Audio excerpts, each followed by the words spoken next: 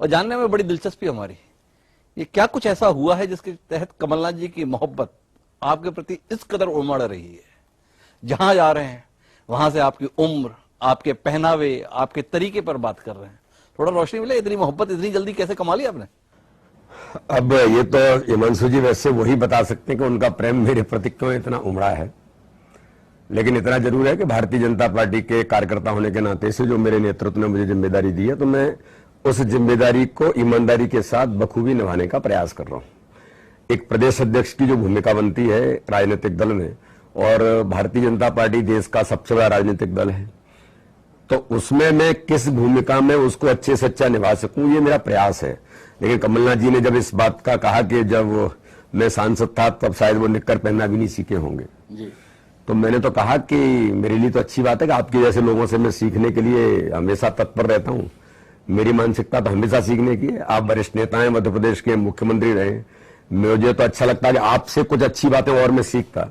लेकिन आपने इस प्रकार की भाषा का उपयोग करके भारतीय जनता पार्टी के नेतृत्व में मेरे ऊपर जो विश्वास व्यक्त किया है, तो मुझे लगता है कि पता नहीं क्या उनको पीड़ा है या क्या परेशानी है, जो भी रही होगी वो तो मैं नहीं कह सकता, लेकिन उनको पीड़ा जरूर है जिसके आधार पर मुझे लगातार इस प्रकार के आक्रमण करने का वो प्रयास कर रहे हैं। वाकई आप उनसे सीखना चाह रहे हैं या आप उन्हें सिखा रहे हैं? ये सवाल इसलिए हो रहा है कि उम्र के संदर्भ में और अनुभव के संदर्भ में ये जो मामला है, पर जैसे ही आप प्रदेशाध्यक्ष बनते हैं उनकी 15 महीने पुरानी सरकार इतिहास के पन्नों में दफन हो जाती है। जितने कांग्रेसी हैं कैलेंडर की तारीख बदलती है, उसके साथ में उनको भाजपा ही बनते हुए हम देखते हैं। तो आप वाकई सीख रहे हैं या सिखा रहे हैं? थोड़ा जानने में दिलचस्पी है। हिमांशु जी, एक बात आपने बहुत अच्छी कही है कि जब सरकार गिरी कमलनाथ जी की, मुझे जिम्मेदारी मिली थी उस समय, और बाद में फिर जब 28 विधानसभाओं के उपचुनाव थे, तब उन्होंने अपने वक्तव्य में कांग्रेस के कार्यकर्ताओं को कहा था कि मेरा टारगेट भारतीय जनता पार्टी का संगठन है। ये बड़े स्पष्ट शब्दों में उन्होंने कहा था। तब मैंने उनको नेहरू जी और डॉक्टर श्यामा प्रसाद मुखर्जी की याद दिलाई थी कि नेहरू जी ने भी कहा था जनसंघ बनते समय कि जनसंघ को मैं कुचल दूंगा। तब डॉक्टर श्यामा प्रसाद मुखर्जी ने कहा था कि नेहरू जी, ये तो मुझे पता नहीं जनसंघ कब कुचला जाएगा, लेकिन जिसके मन में विचार आया है उस विचार को इस देश के अंदर हम जरूर समाप्त कर देंगे।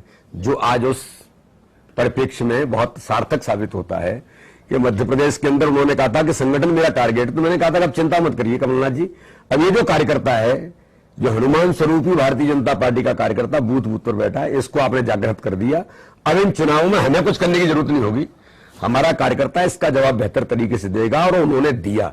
तो हो सकता है शायद उनको इस बात की पीड़ा है कि मध्य प्रदेश के अंदर भाजपा का कार्यकर्ता बूथ बूथ पर जिस प्रकार से एक्टिवेट है, काम कर रहा है, राजनीति के साथ सामाजिक भूमिका का निर्वहन कर रहा है, तो उससे भी उनको पीड़ा हो सकती है कि ये भाजपा का संगठन इतना ताकतवर है कि आज हमारी सारी चीजों को वो खत्म कर रहा है, और उनका आज संगठन भी नेस्तनाबूत हो रहा है, बाकी उनके लीडर भी अप्रासंगिक हो रहे हैं।